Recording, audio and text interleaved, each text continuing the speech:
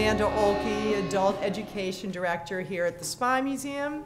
I am delighted to have you here for Sunken Gold, a story of World War I espionage. This is a partnership we're having this evening with the Naval Intelligence Professionals, and we love NIP, and we have the NIP Executive Director there. He's raised his hand, so if you have any very intense questions, do ask Terry. But our speaker tonight is Joseph Williams. He's the author of Sunken Gold, and he's a librarian, archivist, someone who had to fit his trip into the National Archives very quickly today because it was closed yesterday. He's a historian holding master's degrees in history and library and information science from Queens College. He worked for several years as the head of collections and assistant director of the State University of New York Maritime College's Stephen B. Luce Library, which specializes in nautical research. Currently, he is the deputy director of the Greenwich Library, and that's in Connecticut. He has published in the fields of maritime history and librarianship, including articles in scholarly journals, popular sea history magazines, trade publications, and chapters in anthology. His work has been presented at national and regional conferences and symposia.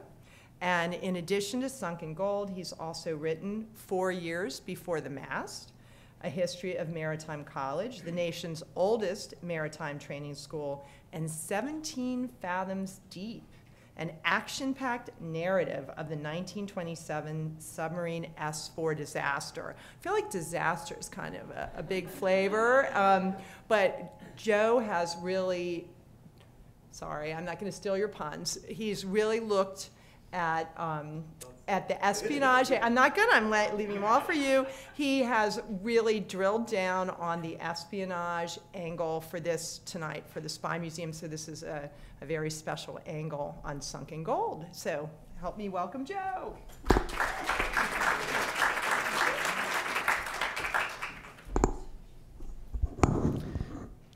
How do I sound? We're good?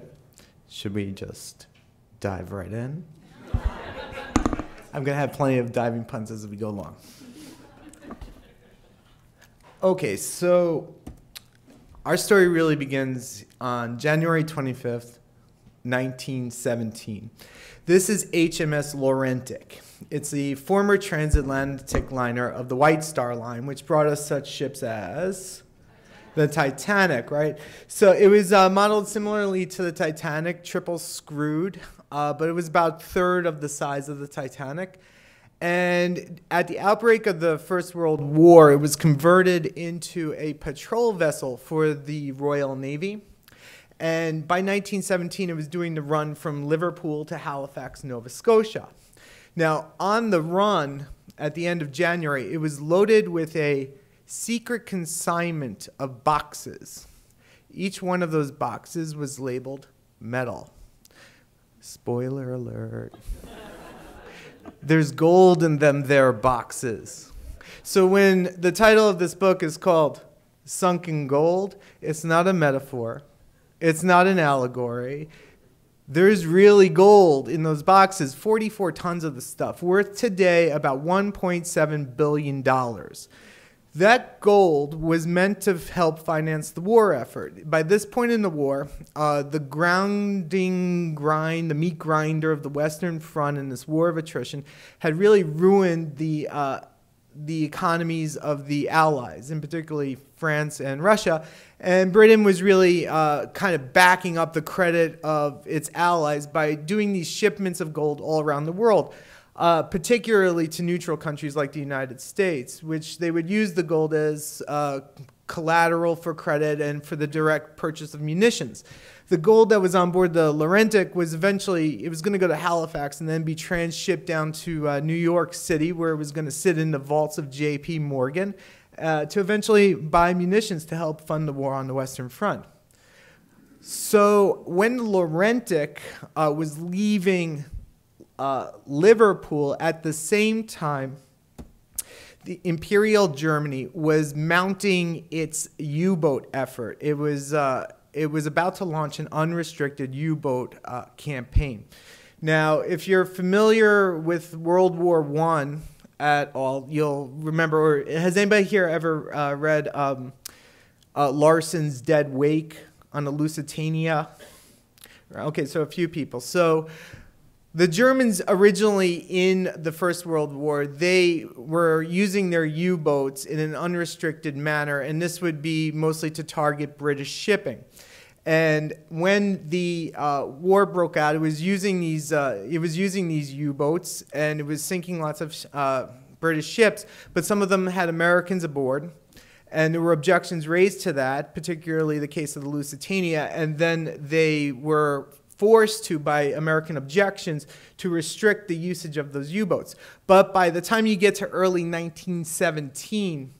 The pressure is on Germany so much that they decide that they're going to roll the dice. They're going to unleash their U-boats in an unrestricted manner and really hunt down British shipping, irregardless if Americans or other nationalities are on board. And they knew that this was going to bring the Americans into the war eventually, which it does. But they felt that they could knock Britain out of the war and get good armistice terms. So what you see here on the left is a typical UB-type German U-boat of the First World War. You can see in the background that crew member for scale.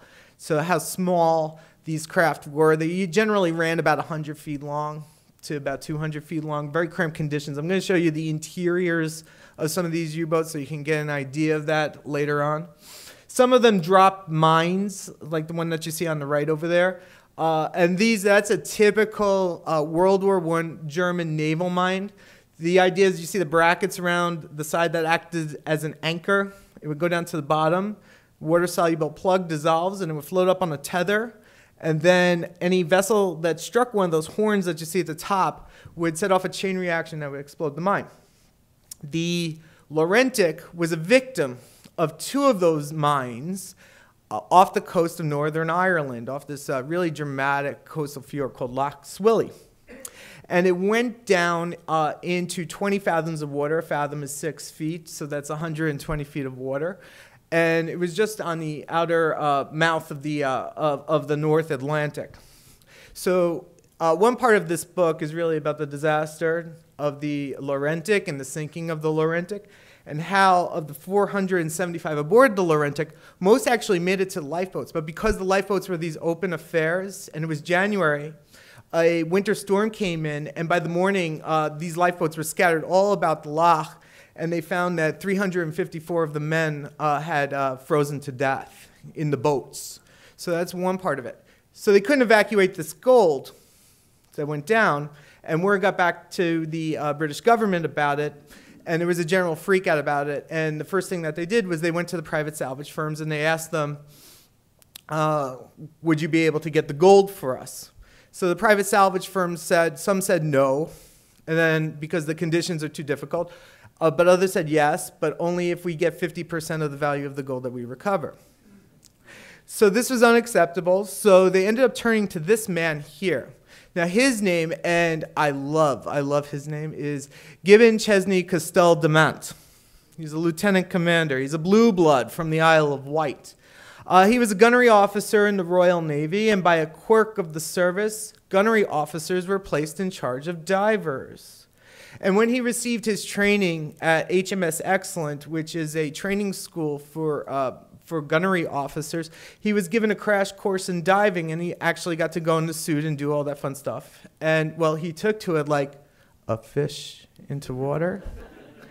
And he became one of the most renowned, known, knowledgeable experts in hard hat deep sea diving in the early 20th century. And he's a prominent figure in the history of diving, but largely unknown because of his own modesty and such. He never was a self-promoter and the like.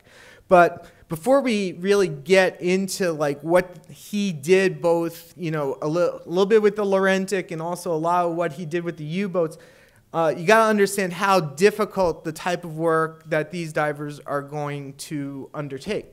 So what you see here is a traditional diving dress of the Royal Navy. And there's a couple of things that I like to point out about this. And I'm sure, we're all kind of familiar with this type of diving dress, the diving kit. It's essentially a a dry suit, air gets pumped in throughout the suit, so this pocket of air develops and air gets pumped into the helmet. You can see the connections at the top. You'll also notice that you have two lines that connect the diver physically, that would connect them physically to the surface. That's called the lifeline and the air hose, or what they would call the breast rope and the air pipe.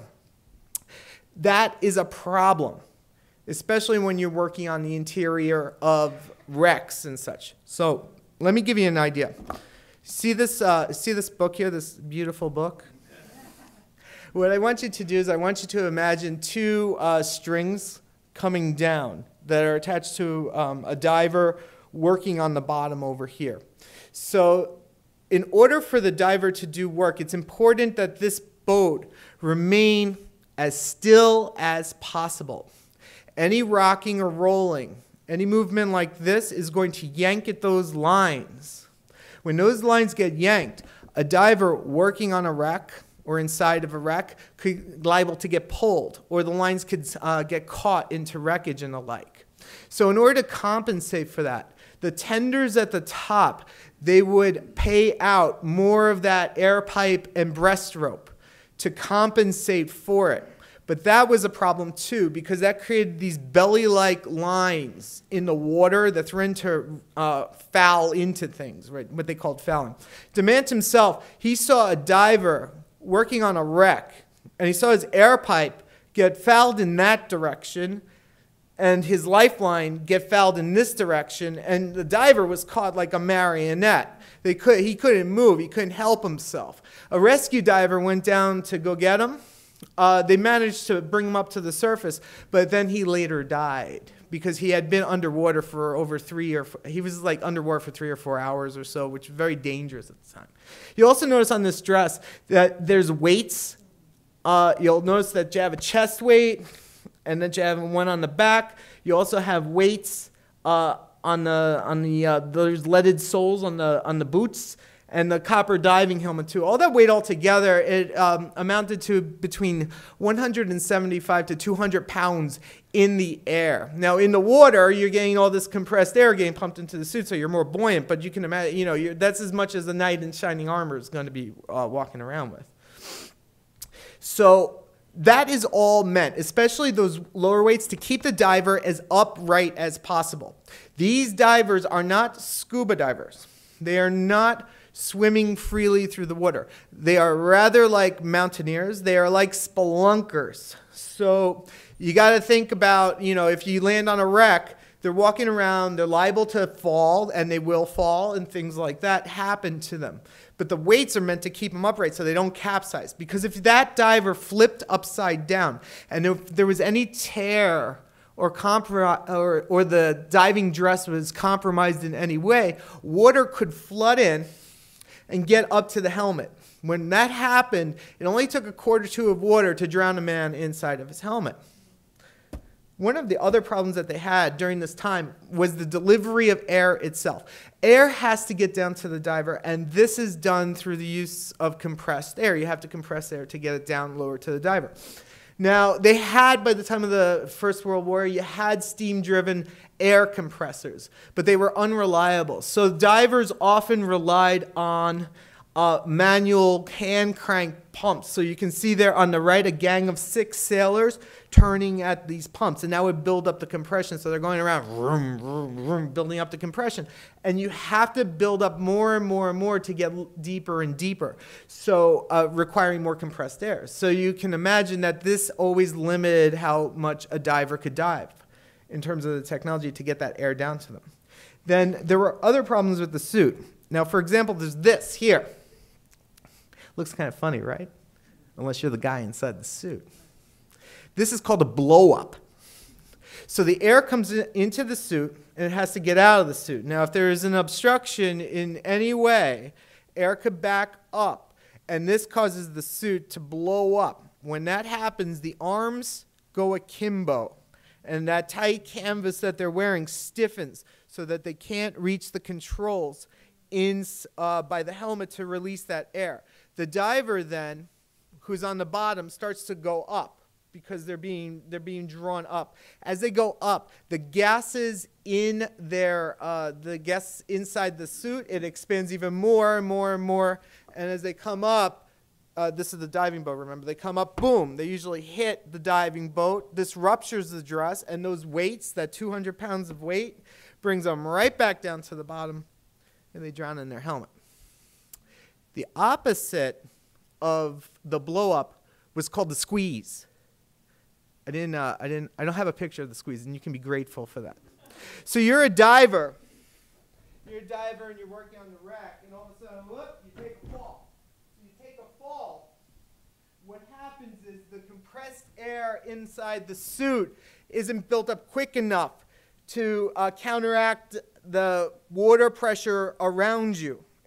So what happens is the water pressure squeezes the body. It cracks the ribs, it ruptures the organs, generally forcing the body up into the diving helmet. I don't have a picture of that, so sorry. They really didn't like the squeeze. But the most insidious of the dangers that divers faced was called diver's palsy. It was called Caisson's disease. It was called decompression sickness. It was also called the bends. All right, so the bends, are there any divers, by the way? Okay, so oh wow, there's a few of you. So you guys have to keep me real on this, right? So the idea with the bends is that, is it okay if I use the soda water analogy, the bottle of seltzer thing? That's okay? All right, good. All right. So a diver goes down and they're breathing in compressed air, right? And they're working at the bottom and they don't notice a thing. Now, if you come up too fast, what's going to happen is the air that's compressed inside your body, which is in solution, it starts expanding out. Sort of like if you take a bottle of seltzer water and you open it up, right? So when that's sealed, it's firm. There's compressed air inside the water. You rip it open, the gases inside start expanding and they form bubbles. And those bubbles, particularly nitrogen, starts traveling around the body. It lodges into the spine, joints, it floats into your organs, brain, heart, all that sort of stuff. Causes blindness, paralysis, could cripple you, could kill you. Very, very dangerous. Now, the way that you treat the bends, and it was also called Caisson's disease. If you ever want to read a really good book, read David McCullough's Brooklyn Bridge, that's where they first diagnosed Caisson's disease for the Caisson workers. I love that book. So by the time you get to World War I, they know what by the time you get to the early 20th century, they know about the bends and what causes it, and they can treat it. What you see is one way of treating it. A diver comes up, they have the bends, they stick them into one of these. This was called a diver's oven. It's a recompression chamber. You can see tanks that are attached to it. You take the diver who's having the bends, you shove them in this thing, you release compressed air into the tank, and that forces those bubbles that are formed in the blood back down into solution. The other thing, if you don't have one of those things on board, don't worry, you're not screwed. What you do is you send that diver back down over the side, and you send him back down to the bottom so he gets compressed air and it puts those bubbles back in. And then you have to figure out how to get him back up. So what they said, like around 1900 or so, early 20th century, they knew what caused this. But the best way that they had to prevent it was to bring up a diver slowly and steadily, little bit at a time. That never worked. That never worked. Divers got the bends all the time because of this. So the Admiralty got this guy involved. His name is John Scott Haldane. He was a physiologist, a professor from Oxford University. And with Demant, they developed what's called stage decompression, in which a diver, this is the executive summary for it, they come up in stages instead of slowly and steadily. They come up in weight, and they found that this was a successful way to prevent the bends. And divers use this today. And they have their computers, and they come up to a depth, and they have to wait, and then they go up to the next level. In fact, using these types of methods, the world record for diving under compressed air was set by an Egyptian in 2011, which was something about 1,100 feet or so. And it took them, I think it took them about 30 minutes to get down to that depth, but then it took them hours and hours to get to the surface. It's a very, very slow type of process. So, okay, so anyway, back to the story here. So Demant, by the time of the World War I breaks out, he's considered to be an expert in diving. He's worked with Haldane, he's worked with, knows all about decompression and diving and all of that. And the Admiralty had contacted the private salvage firms, and they said no. So the Admiralty calls Demant down to Whitehall in London to Admiralty headquarters. And Demant goes down, he's a lieutenant commander, and he walks into this ornate chamber called the Admiralty boardroom. And all around him are the brass, admirals, and some of the heads of the Royal Navy, these guys called the Sea Lords. And he doesn't know what's going on. So he sits down, and they say to him, and I can't do a British accent, I'm a Long Island native, so you're just going to have to roll with me on this. And they say, Lieutenant Commander Demant, have you heard about the Laurentic? And he said, yes, I have heard about the Laurentic. But he knew about it, but it was a tragedy. It was one of many sinkings that were going on during that time. And so they say to him, well, Lieutenant Commander Demant, you are about to be privy to a secret. There are 44 tons of gold bullion on board the Laurentic that were meant to finance the war effort. It would be a blow to the national economy. It would be a national tragedy if we cannot get that gold back. So our question to you, Lieutenant Commander, is it practicable to use Royal Navy divers to get that gold? So he thought about it for a moment, and he said yes. So the admirals say, we'll go get it. So off he went to Loch Swilly to go get that gold. This is our treasure map. This is where the gold of the Laurentic is. That's that little triangle on the top. So the divers get down there. They locate the wreck, and they find it generally sitting in this condition. That's the port side is actually on the right, so you're looking in reverse.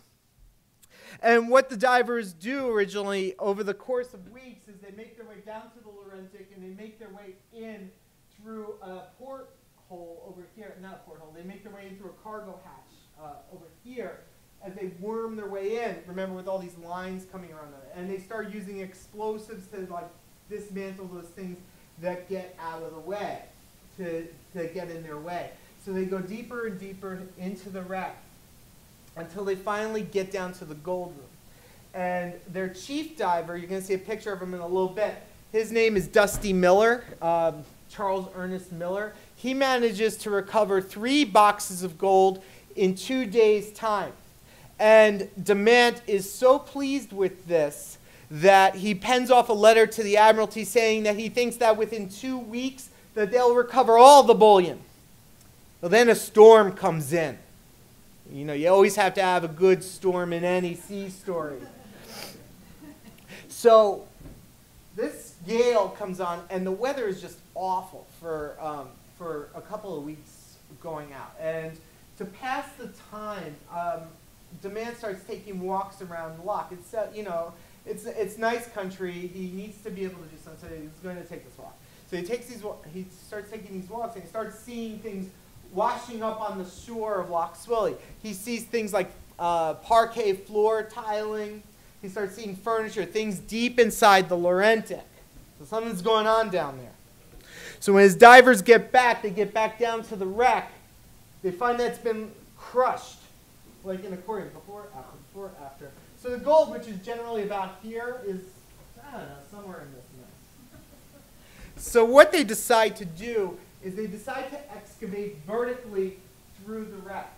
And they do this by removing deck plate after deck plate through the use of explosives underwater. Highly, highly dangerous work, because in order to do it, they would open up a deck plate, shove explosives underneath it, and then blow it up. And some incidents happen. But you can always pick up the book and read it if you're interested in some exciting sea stories. Finally, in June 1917, the divers get in touch with the gold again. And they manage to haul up an incredible 542 individual ingots of gold. Pretty good. So what's your natural question here? Well, there was a total of 3,211 bars of gold on board that wreck. So there's work to do. But there was actually more important work to do. So DeMint was expecting full well to come back in 1918 to complete that work. But the Admiralty had other plans for him. And that involves this man here. This is William Reginald Hall. He's a Rear Admiral. He is his nickname was Blinker. Because of a facial twitch that he had, it caused one of his eyes to kind of like flash back and forth. They named him Blinker. He was the head, I love that nickname by the way. He was the head of Naval Intelligence. So the Naval Intelligence Division. And he took full control of that in May of 1917, which also included Room 40, where the code breakers were. Now, to give you an idea a little bit about Hall, I have a really good quote on here if I got that here. Okay, so an American envoy once described Hall as a perfectly marvelous person, but the coldest-hearted proposition that ever was. He'd eat a man's heart and hand it back to him. He wasn't above any skullduggery. He used double agents, spies, all over the world. He also had a little bit of a vindictive streak. There's this interesting story that was passed on by the Room 40 historian. His name is Patrick Beasley. Blinker Hall always told the story about how he had provided intelligence on a German spy that was in England that had targeted some factories. And then the spy went on for trial, and the judge gave him a light sentence on the grounds that these factories were not really of particular military importance. So, as a story that Hall says, he says that he then took information about the location of other factories, misfed it through his spy network back to Germany, and then the Zeppelins came over and they ended up bombing that judge's house. So then he was at dinner with this judge a few weeks later, and as the judge was complaining about the whole thing, Hall finally said, well, it wasn't really a target of military importance now, was it? So, now, like I said, he had agents all over the world. And one of the beautiful things about the Naval Intelligence Division was that they were the preeminent spy organization at that time. Really a forerunner of MI6. And their code breakers, the code breaking unit in particular, was remarkably effective for that time. The code breakers of Room 40, for example, they decoded the Zimmerman telegram.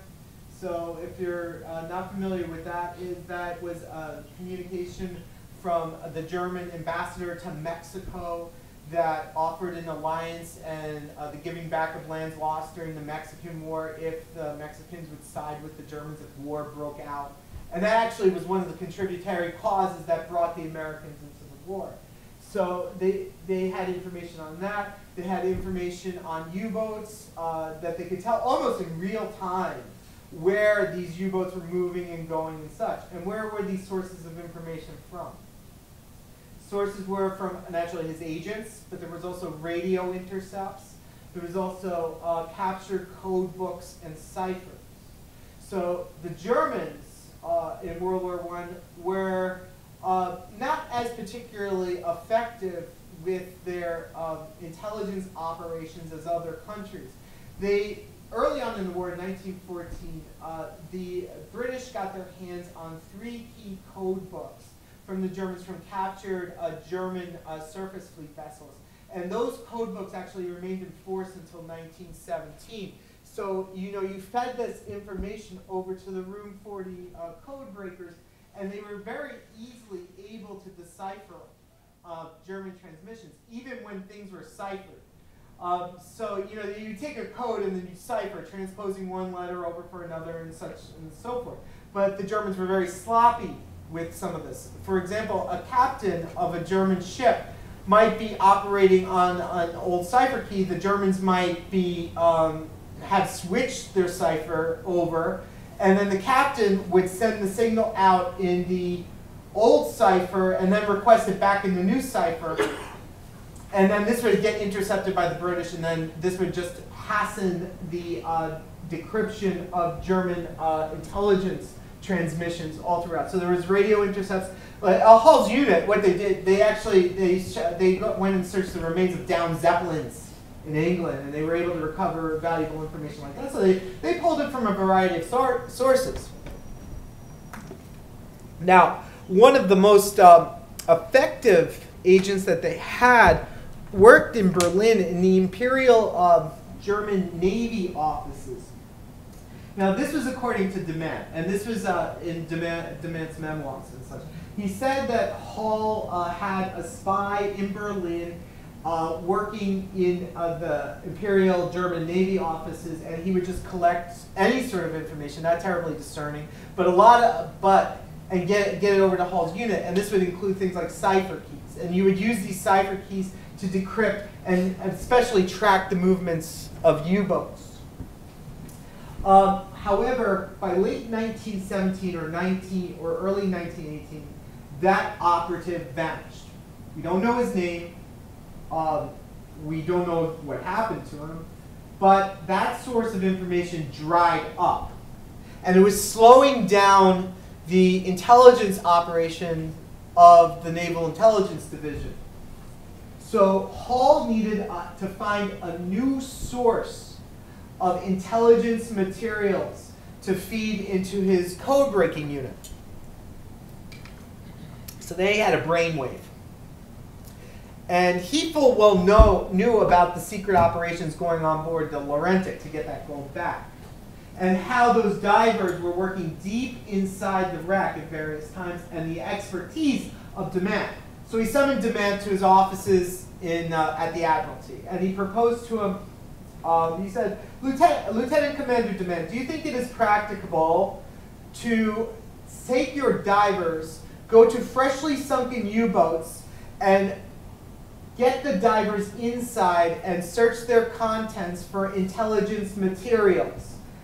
In particular, we want to get materials from freshly sunken U-boats, the best being those that are outbound from Germany, because they would have the freshest cipher keys and signals. So Demand thought about this for a moment, and he was all caught up in the Laurentic thing. He was planning on going back to it. But then when he heard this opportunity that came up, he thought it was the most exciting proposition in the world. I guess he wanted to be His Majesty's secret diver or something like that. So, forming a squad, a secret squad of his Laurentic divers, he set up his base in Portsmouth in the UK with the idea that they would get reports in of sunken U-boats, and that they would go around from point to point to go to these U-boats with the idea that they were going to go inside. Now, what this is over here, this is a map of the various locations of where Demand did his diving on these U-boats. You can see these little aligned areas. Those are where the minefields are. So with the minefields, you got to keep in mind that most of these freshly sunken U-boats, they would have been sunk by mines in live minefields. And the divers are going to be required to dive in minefields. So the diving guys here, diving in a live minefield, that's not exactly the safest thing in the world. So you think about it like this. Okay, so if you're a diver and you're over the side, right, and you're just on your diving boat and you're looking down, you might be able to see a couple of feet down. And then you go into the water, and you go, you don't go terribly deep. You might go like 60 feet or something like that. And then you land on a U-boat or next to a U-boat. And then the diver's looking around, and they look up, and because the lighting is better, so they can see up better, and they'll see swaying above them these mines on their tethers with those horns. And it would only take like a strike with the sole of one of those leaden boots or so to set off the mines. Even if a mine went off 5 miles away, 6 miles away, because of the way that that explosion was conducted underwater, it could rupture a diver's ears, rupture their organs and the like. Very, very dangerous work. And things did go off while they were underwater at quite a distance, giving these divers a shock. So they set up camp, and they were first called to a wreck in May of 1918. Now this is Demant on the right, and on the left is who I described before, Dusty Miller, Charles Ernest Miller.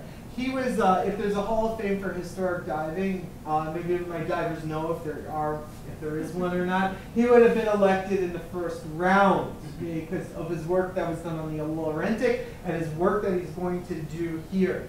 So in this particular case, the diver goes down, and it's almost invariably Miller is the first to go down, and they land on this wreck, and they confirm that it's an actual U-boat. And they see on the U-boat that they're looking for a way to get into it. So a U-boat, let me flip back over early on, just for reference here. Okay. So to get to this U-boat, this is the conning tower. So the idea is that the diver is going to try to squeeze through this conning tower. So Miller goes down and they see the wreck, and he goes to the conning tower hatch. He opens this up. He steps inside. He tries to squeeze his way in, but his diving dress is too bulky. He can't get inside. So as he's working it and his feet are dangling there, he starts kicking something. He's kicking something soft, and he looks down and it's a body. Mm-hmm. So the crew is all on board these U-boats. So in this particular example, they haul up the body to the surface, and they take a look at the body. Now the first curious thing about this body that they haul up is that he was shot twice, once in the head and once in the stomach, and it wasn't suicide. The guy they eventually found because they had a ring of his that they were able to track back to some pictures that Blinker Hall had, that he was the commanding officer. They think that he was shot because they felt that he was trying to escape through the conning tower hatch, and one of his men probably just shot him out of cowardice and the like. So in that particular instance, okay, so these types of mysteries keep on abounding on each one of these U-boats. So they go back to the wreck, and the divers can't fit inside.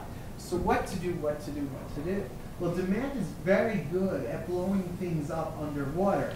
So the diver goes down, and they stuff this whole conning tower hatch with 100 pounds of TNT. And they blow it up. It dislodges it, and they're able to eventually move it aside, and then the thing opens up, and the diver can go in, and they start searching through the contents. Now this is when things get really creepy for these guys.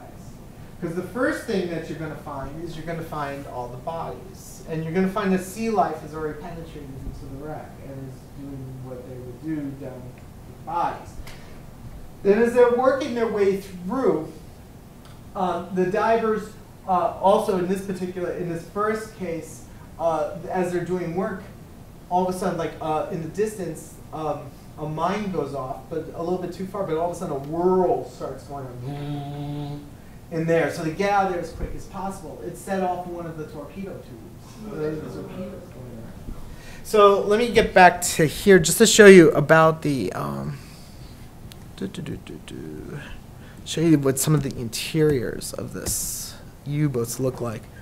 So, okay, this here, yeah, this is from our First World War. These are all controlled, the various air and stuff. So the divers are kind of working their way through these different chambers going down. This here is the torpedo room going forward. So you got to remember, they're going into this and they're going through with these lines trailing behind them. It's actually very slow work.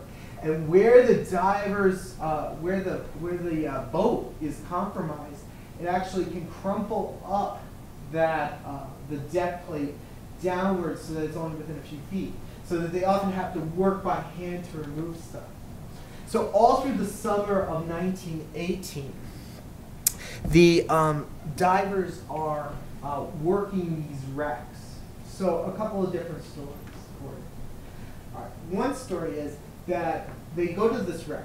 Now, I should also mention, by the way, half the time that they go to these wrecks, they're what the men called mare's nests. They would go to a spot, and it actually wouldn't be a wreck. It would be a surface ship that went down, and they thought it was a wreck, or it might be a U-boat that was too old to have any intelligence value.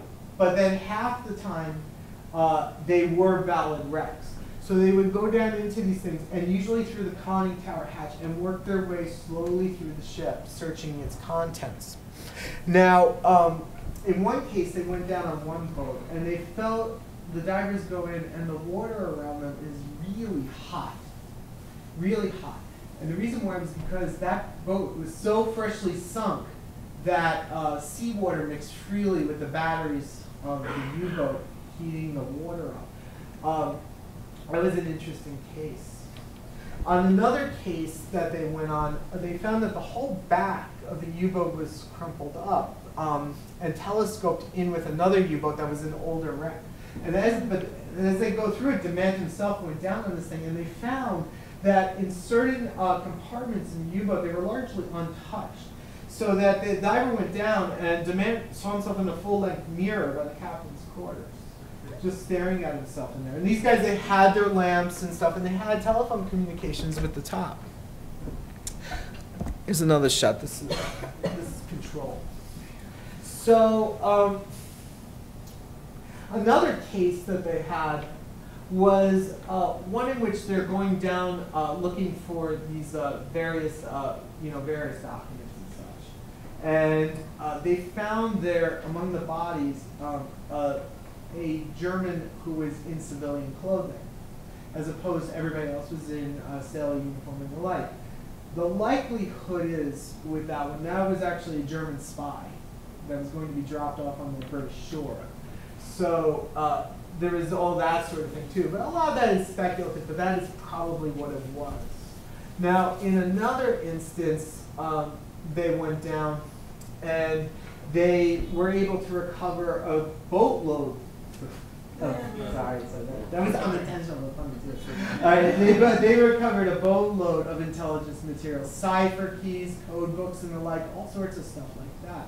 And in some of these, there were minefield plans that were kept in these flat, long boxes, right? And the divers coming up, they got these two minefield plans, and then a third box, the diver dropped it by accident, and it kind of floated away. So DeMant came back the next day waiting for the same tide and wind and current as when they lost that particular box. He went down and he followed it down and found it among some rocks. It was a great find. Except the box was empty.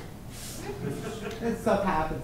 They managed to pull up also guns and experimental magnetic pistols that were being used on board the submarine, that were being used on board the submarine that they would transport over to the munitions and ordnance department. So they were very, very successful, but they also had a lot of difficulties in these wrecks. Now, one example was with these minefields. So there were periodically these blasts that occurred throughout the waters because they were in the minefield. Now, one time, this diver, his name was Blackfoot. He was working inside, and they were hand removing bodies and stuff from the wreck. And passing it up to another diver who was up at the top, when all of a sudden this blast went off and the hatch on the conning tower went down, trapping them inside the U-boat. They had to send down rescue divers to get him out of that one. Right. That's the executive summary of that. In another instance, you got to remember also that there were also, these types of boats too. Now this is a UC type. Now this is a captured UC U-boat. See these grates here? That's where those mines would be kept. That's where mines were kept. This was a mine layer.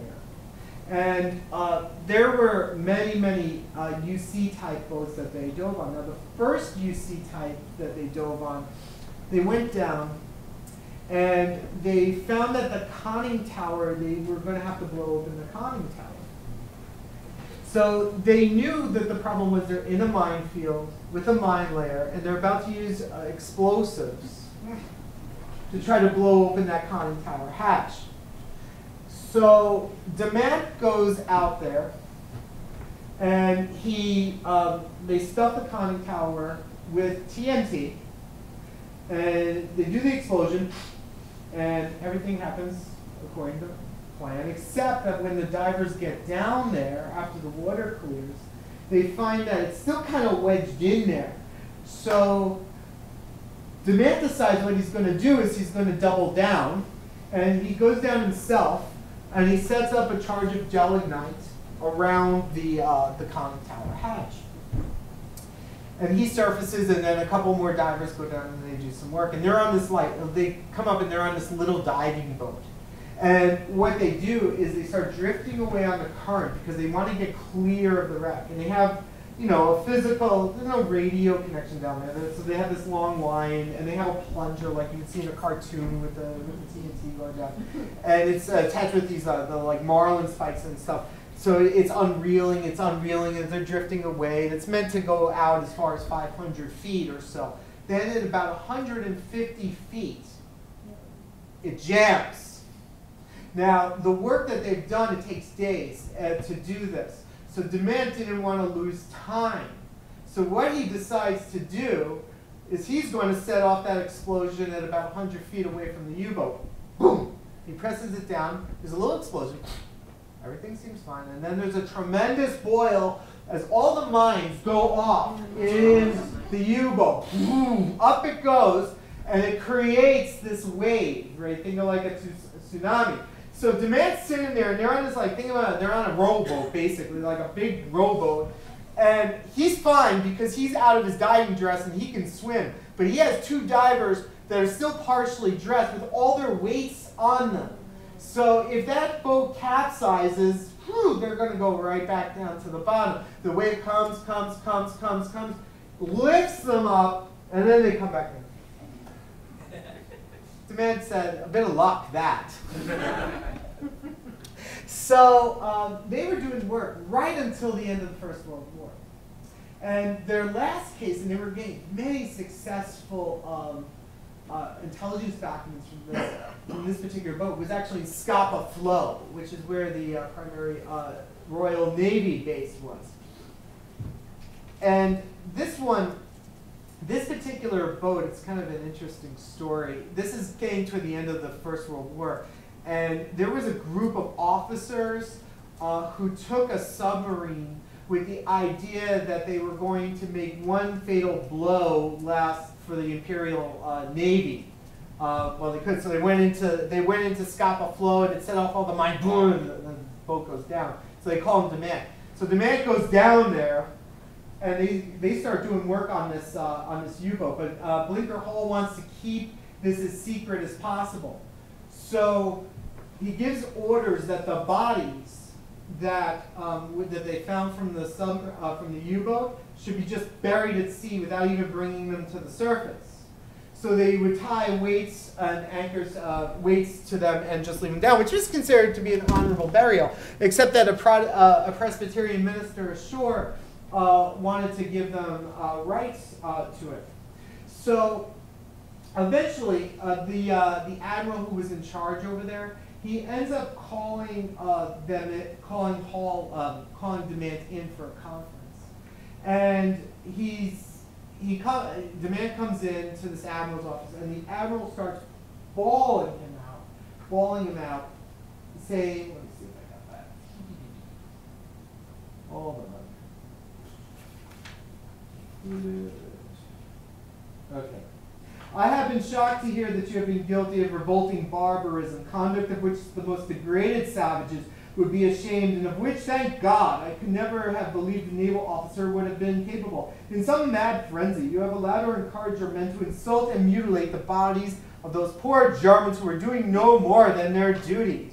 So Demand didn't know what was going on, and then he found out that the Presbyterian minister had gone over to the canteen where the divers were hanging out, and he started asking this diver about what they were doing with the German bodies.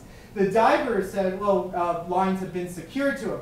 So the minister said that, took this to mean that the bodies had been skewered, like larks on a spit. So DeMant got that straightened out, and they sent the minister going back to his hounded back to his spiritual boss and such. So anyway, so it's Armistice Day. They dive even on Armistice Day, still bringing up intelligence material when the peace breaks out.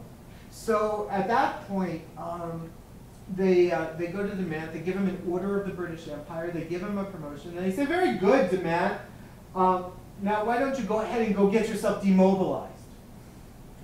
DeMant thought about this for a moment, and he said, "No, there's another string to my bow, and that's the Laurentic's gold."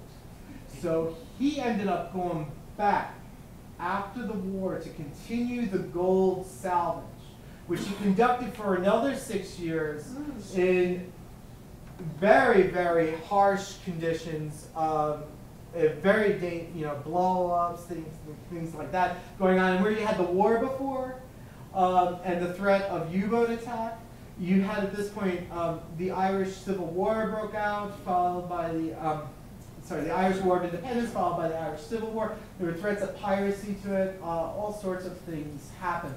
But in the end, I usually end, when I end my talk, I usually say,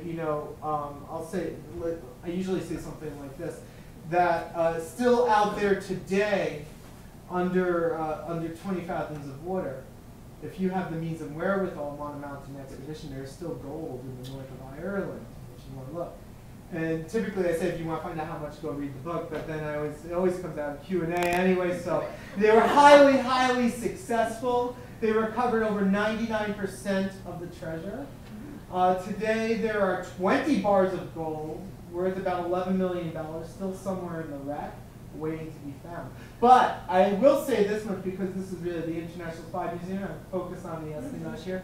When I communicated with DeMant's daughter, who's still alive, and I asked her what was the thing that DeMant was most proud of, it was his work on the U-boats. And they became known later, some more recent writers started nicknaming them the tin openers. They weren't called that back then. That's like a 1980s, 1990s appellation. They were just simply called the special section of the salvage unit. And he had really tremendous stories to tell from what I told you. His favorite being when diver Edwin Blacker goes down on that last wreck, and he's searching through the contents when he sees two cold and dead hands holding the cipher keys, and he wrests it from it and makes it surface. So, most proud of this work, and it materially helped the Allies win the war. With that being said, there's some pictures of my kids. Yes, and they're only a few blocks away, enjoying a little Washington, D.C. time. And I'd be happy to take any questions that you might have. Joe, I'd like to ask you the first question. Thank you for your presentation. It was really fascinating, and you made it very accessible for people who have not served on a submarine or dived in one of those heavy early suits. I am curious, did the Germans have any suspicion that people were going down and raiding these U-boats? No, I don't. On the Laurentic operation, which was also a secret operation, the Germans had no idea that there was gold aboard, and that they thought it was a Q ship, which was a decoy ship meant to lure U-boats in. The same deal, I would say, was the case when they were working on the U-boats. They would just have these little boats, or like mid-sized tugs and stuff. The Germans that were active in the area possibly thought them as Q ships. No, and they did not know that they were doing that work. In fact, it was largely unknown. That type of work was largely unknown until the documents started to become accessible in the 1970s. Yes? Was any of the team killed during all this? Was any of the team killed during all this? Oh my goodness, I forgot to say they were highly successful, but most importantly, they had no deaths. No deaths. Some cases of the bends, but no serious injuries. And I credit that for DeMant and his leadership and his expertise in diving. Oh, thank you for that oversight on my Yeah. Other questions? Yes. Oh, boy. Oh, Well, hold on, sorry. okay. Trying to capture it, sorry. Thank you. You referenced Dead Wake, and I did read it. I was wondering, you know, towards the end, they sort of posit the idea, did Churchill and the British group deliberately not come to the aid of the people from the Lusitania in order to encourage the Americans to enter the war? What do you think? I take the position in the book that that the British were complicit in not sending that information over to the Americans in an effort to bring the Americans aboard. I base that on my research, especially from Patrick Beasley, who's probably was the best expert at Room 40 in the decrypts, and there's no reason to doubt otherwise. Churchill was very cloak and daggerish, pretty ruthless. I don't really, it's plausible to me, and I just see no reason why that wouldn't be the case. You also think about it like this: they were very willing to use the Zimmerman telegram and get that decrypt, whatever served the British best, and that effort to get the Americans aboard. So I don't, there's really no reason to doubt that, to my mind. Did the British ever try to actually salvage one of these vessels and pull it up off of the bottom and drag it into safe water so they could not have to blow it up, and then also not work in danger? And how much of the material was lost due to the explosions that they were setting themselves that they were finding pieces of? Those are all good questions. So let's start with the first one. Did they ever salvage the boat's hull? Yes, they did. They did that actually. In they were doing that in 1915 or so. The problem was that when you salvaged it whole, it took so long to get the boat up to the surface and get assured that the intelligence material aboard had very limited value. So you wanted to get the people in there quick, and that's why you send the divers in. The next question you had to do with the contents, as to if you're using all those explosions, what happens to the intelligence material? That example I told you about with the rolling wave and them nearly being capsized. Interestingly enough, when they came back after that, they found all around them all this flotsam floating around, and there was papers with cipher keys not damaged by the explosion. And DeMant wrote to the Admiralty saying, This is something to the effect that this is remarkable that explosions can happen within a few feet of these sensitive documents and they'll come out unharmed. And he felt kind of emboldened to use more explosives. So yeah. Yes. Oh, hold on, sorry. So what date was his first successful recovery of intelligence information? That would be May 1918. They would work on a case for maybe 2 to 3 weeks at a time. All very long work. They dove on about 15 different U-boats from May 1918 until November, about which half supplied valuable intelligence material. So those were 15 different wrecks, and then more like about the other half of the time, they would find that they were invalid wrecks, that they would just be surface ships that went down and like that sort of thing. Yeah. Yeah. So the divers, obviously, that's like really difficult work, but I imagine that the boat drivers, that would be incredibly difficult work because you have to stay on station with the divers and you're operating in a minefield. Yeah. So what kind of vessels were they operating off of? And also, like, who were these? Were they also naval officers that were manning these boats? Usually they were, well, it depends. He went through a few different guys as he went through the book. Now, when they were working on the Laurentic, they were using this tug called the Volunteer. So they wanted to have something that was fairly small and handy, one that they can maneuver really well. And that was the idea with the boats. You would use smaller vessels than you would to use a large ship because it was more difficult to maneuver. Well, they were doing the work in the U-boats. Their primary vessel was a harbor tug called the Moon Fleet. And that was the one that they did the most work with. But they also worked with a steam yacht called the Corsia, which was actually this converted vessel that they used as an auxiliary, because by the time you get into the summer of 1918, the Admiralty is so pleased with demands, and demand starts to complain about room on board the tug, that they give them this yacht that actually had a civilian crew aboard, that they had like great meals and stuff, so they're very pleased about that. Yes? If most of these submarines went down because they hit a mine, and often I would guess they wouldn't have had time to report that, hey, I'm being sunk, how did they know where to look for a wreck? Especially if it happened at night and no one was around, how would they know where to look or know he was even there? Well, most of the time, like in terms of like the Dover patrol and the like, there were watchers. Each case was a little bit different. So, for example, it would be a patrol ship that would see an explosion occur, and they would suspect that a submarine had detonated a mine, and then they would have to go out there with minesweepers, search the water to hook something, and then they contacted the demand crew, and they would hop on a train to go out to wherever it is that they needed to go, and then the diver would go over the site to confirm if it was a wreck or not a wreck, and that's why half the time it wasn't.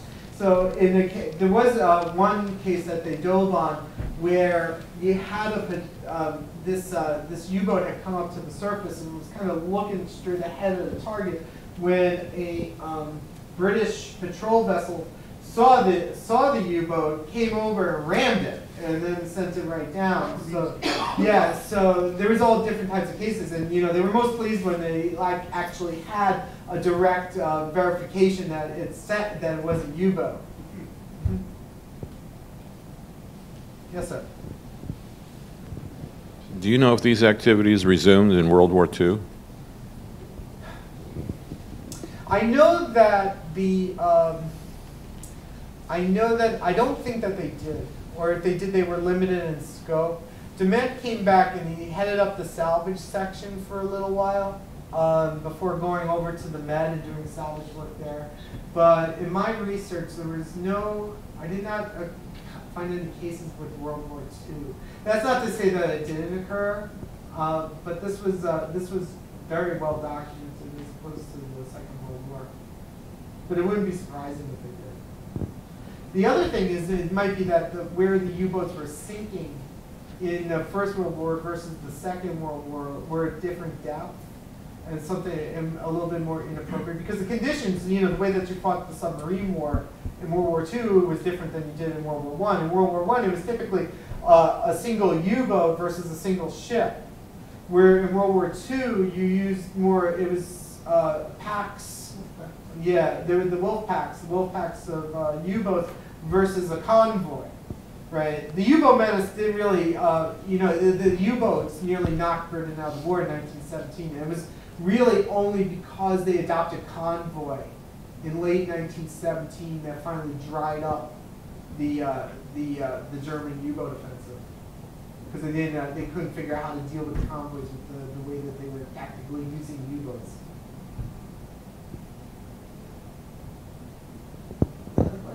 Well, I don't have any Sunken Gold for you guys, but I think there's some back there. There are wonderful books that you can buy, and Joe will sign them. So thank you so much. Wonderful talk. Thank you. Thank you very much.